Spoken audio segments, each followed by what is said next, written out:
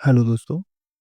आज का जो टॉपिक है उसका नाम है मूल अधिकार यानी कि फंडामेंटल राइट्स। ये टॉपिक से संबंधित जितने भी क्वेश्चन होंगे किसी भी परीक्षा में पूछे पूरा कवर किया जाएगा।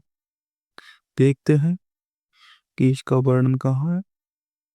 तो मूल अधिकार हमारे संविधान के भाग 3 में अनुच्छेद 12 से 35 तक वर्णित हैं। देखेंगे मूल अधिकार क्या है या ये कहाँ से लिए गए हैं, ये किसके विरुद्ध हैं। ये पूरी जानकारी आगे वीडियो में देखेंगे। तो हम सबसे पहले जानेंगे कि मूल अधिकार क्या है। तो मूल अधिकार संविधान में उल्लिखित वे अधिकार हैं जो व्यक्ति को भौतिक और नैतिक विकास हेतु आवश्यक हैं। तो भौतिक विकास क्या है? सामाजिक, आर्थिक और राजनीतिक, तथा नैतिक में आध्यात्मिक और धार्मिक विकास के बारे में बताया गया है। वहीं मूल अधिकार राज्य के खिलाफ व्यक्ति की आज़ादी को सुनिश्चित करते हैं। अब देखेंगे संवैधानिक उपबंध यानी कि मूल अधिकारों का संविधान में क्या उपबंध है। तो सबसे पहले मूल अधिकारों को हमारे संविधान में संयुक्त राज्य अमेरिका के संविधान से लिया गया है तथा इनका वर्णन संविधान के भाग 3 अनुच्छेद 1235 तक उल्लेख है। वहीं संविधान के भाग 3 को भारत का मैग्ना कार्टा की संज्ञा दी जाती है।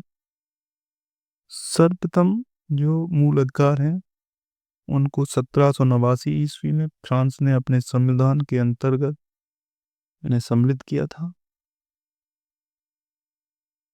मूल संविधान में टोटल 7 मूल अधिकार प्रदान किए गए थे, लेकिन वर्तमान में अगर बात की जाए तो सिर्फ 6 मूल अधिकार ही बचे हैं, क्योंकि एक जो हमारा मूल अधिकार था 44वें संविधान संशोधन 1978 के द्वारा जो संपत्ति का अधिकार था, जिसका वर्णन अनुच्छेद 51 अनुच्छेद 31 के अंतर्गत था, इन दोनों को हटा के अनुच्छेद 300 का के तहत कानूनी अधिकार बना दिया गया है। अभी वर्तमान में हमारे पास सिर्फ 6 ही मूल अधिकार हैं, और अगर मूल संविधान में मूल अधिकार पूछ लिए जाएं तो 7 थे। आगे देखते हैं मूल अधिकारों की क्या विशेषताएं हैं। अब इसमें आगे जाने मूल अधिकारों की विशेषताएं क्या हैं। तो मूल अधिकार न्यायोचित हैं, यानी कि हम इनको मूल अधिकारों को अपने न्यायालय जा सकते हैं। इन अधिकारों के हनन पर न्यायालय जाया जा सकता है। मूल अधिकार व्यक्ति को राज्य के खिलाफ प्राप्त है। अब राज्य कोई भी सार्वजनिक संस्था राज्य कहलाएगी, जिसे सरकारी स्वामित्व है या सरकार के द्वारा सहायता प्राप्त की जा रही है, वो सभी लोग राज्य होंगे, वो चाहे क्यों कर्मचारी हो कोई भी हो। मूल अधिकारों को सर्वोच्च न्यायालय द्वारा गारंटी व सुरक्षा दी जाती है। अगला है मूल अधिकार स्थायी नहीं है। इसका मतलब है मूल अधिकार स्थायी नहीं है। संसद अनुच्छेद 368 के अंतर्गत संविधान संशोधन की शक्ति के माध्यम से इनमें इनको घटाया बढ़ा सकती है, यानी कि मूल अधिकारों में संशोधन किया जा सकता है, ये स्थायी नहीं है।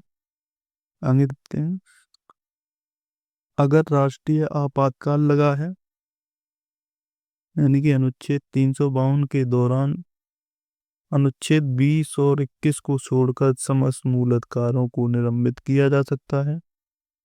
अगर आपसे पूछ लिया जाए कि आपातकाल के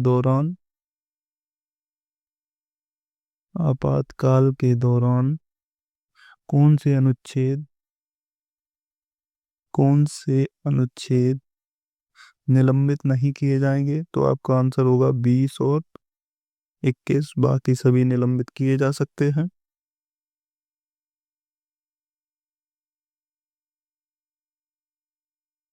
देखते हैं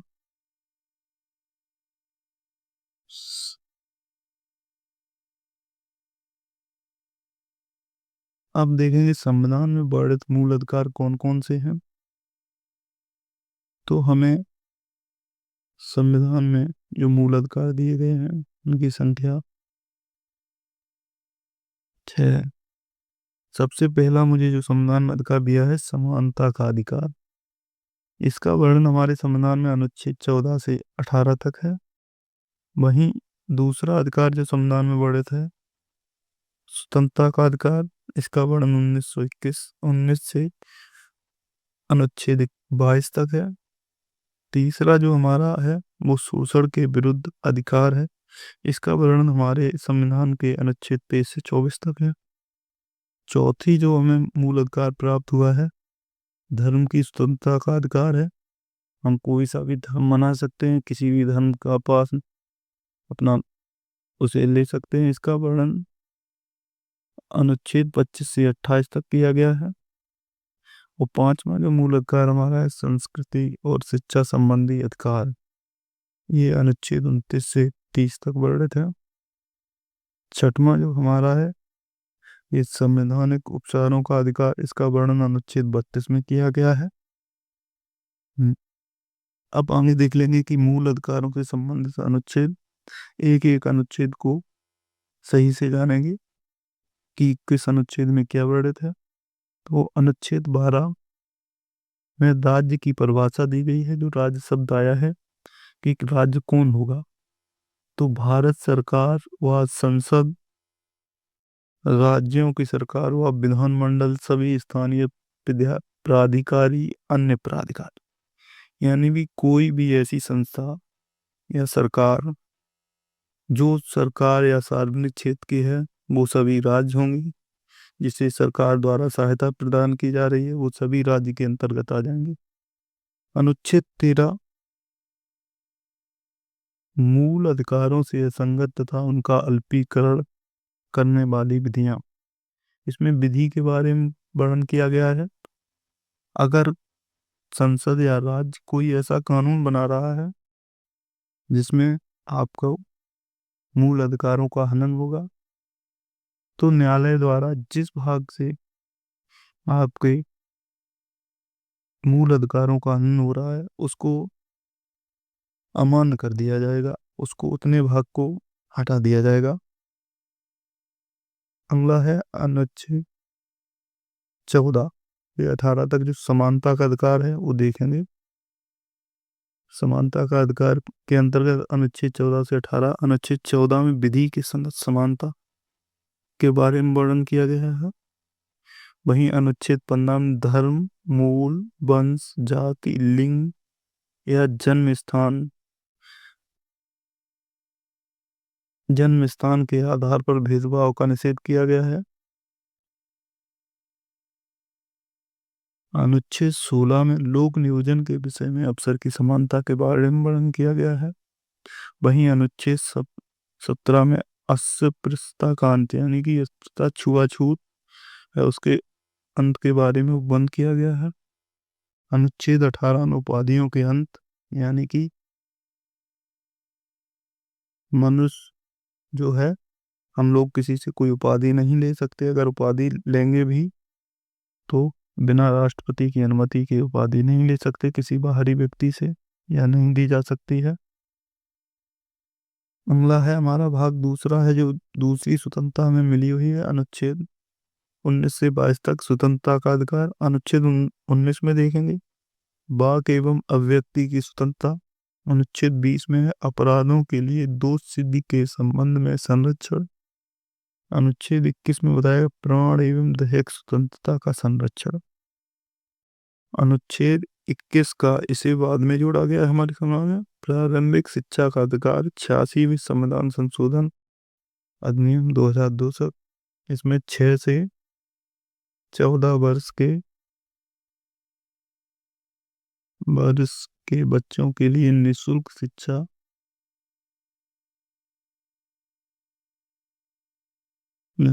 शिक्षा का प्रावधान किया गया है। प्रावधान राज्य करेगा, राज्य की सरकारें करेंगी। अनुच्छेद 22 में कुछ दशाओं में गिरफ्तारी और निरोध से संरक्षण।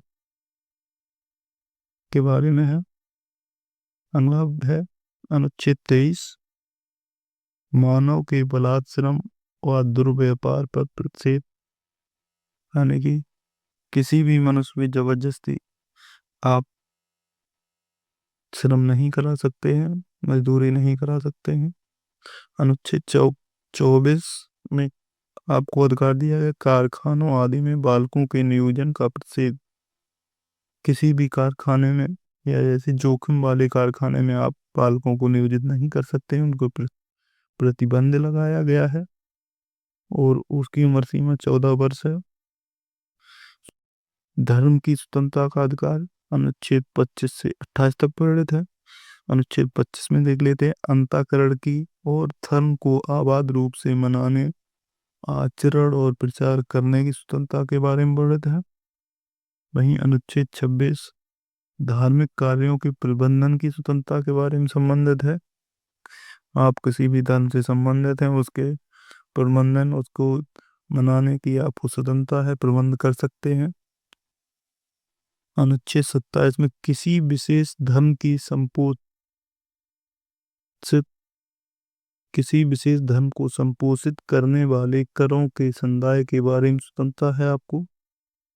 अनुच्छेद 28 में दिया गया कुछ शिक्षा संस्थाओं में धार्मिक शिक्षा या धार्मिक उपासना में उपस्थित होने के बारे में स्वतंत्रता है। ये आपके ऊपर निर्भर है कि आप शामिल होना चाहते हैं या नहीं होना चाहते हैं, आप पे कोई दबाव नहीं बनाएगा। अगली जो हमें स्वतंत्रता दी गई है सांस्कृतिक और शैक्षिक अधिकार अनुच्छेद 29 से 30 तक है। अनुच्छेद 29 में हमें अल्पसंख्यक वर्गों के हितों के संरक्षण के बारे में प्रावधान है। वहीं अनुच्छेद 30 में शिक्षा संस्थान की स्थापना एवं प्रशासन करने का अल्पसंख्यक वर्गों का अधिकार के बारे में बताया गया है। यानी कि जो हमारे यहाँ अल्पसंख्यक वर्ग है वो अपने शिक्षा संस्थान की स्थापना कर सकता है और उसका प्रशासन का भी अधिकार है उसे। अनुच्छेद 30 के तहत अब अगला अनुच्छेद है अनुच्छेद 31, संपत्ति का अनवार्य अर्जन पहले था, अब केवल कानूनी अधिकार है। 44वें संविधान संशोधन अधिनियम 1978 के द्वारा इसे अनुच्छेद को, इस अधिकार जो मूल अधिकार था संपत्ति का अधिकार, सातवां अधिकार था, इसको हटा दिया गया। इसको अब 300 का के तहत विधिक अधिकार बना दिया गया है ना, अब इसे मूल अधिकार से हटा दिया गया है। अनुच्छेद 32 में संवैधानिक उपचारों का अधिकार, जो भाग 3 है संविधान का, उसके द्वारा प्रदत्त अधिकारों को प्रवर्तित करने के लिए उपचार दिए गए हैं। यानी कि जो हमें भाग 3 में मूल अधिकार दिए गए हैं वो हम अनुच्छेद 32 के तहत परिवर्तित यानी कि न्यायालय में जा सकते हैं। अनुच्छेद 33 में इस भाग द्वारा प्रदत्त अधिकारों का बल या बलों आदि पर लागू होने में उपरांतरण करने की संसद की शक्ति, ये जो भाग हैं, जो फोर्स हैं, उन पे लागू नहीं होंगे, ऐसा संसद प्रक्रिया बना सकती है। अनुच्छेद 34, जब किसी क्षेत्र में सेना विधि प्रवृत्त हो तब इस भाग द्वारा प्रदत्त अधिकारों का निर्बंधन। अगर किसी क्षेत्र में सेना का कानून लागू है या कोई संसद द्वारा ऐसा कानून बनाया गया जो सेना के उसमें है, जैसे कि अपस्पा था पहले, असम में लगाया गया था, तो वहाँ पे मूल अधिकारों का कुछ निर्बंध लगाए जा सकते हैं। अनुच्छेद 35, इस भाग के उपबंधों को प्रभावित करने के लिए विधान बनाए गए हैं, कैसे प्रभावी किया जाए उसके बारे में वर्णन है। इस टॉपिक में इतना ही, अगला टॉपिक लेके आएंगे फिर।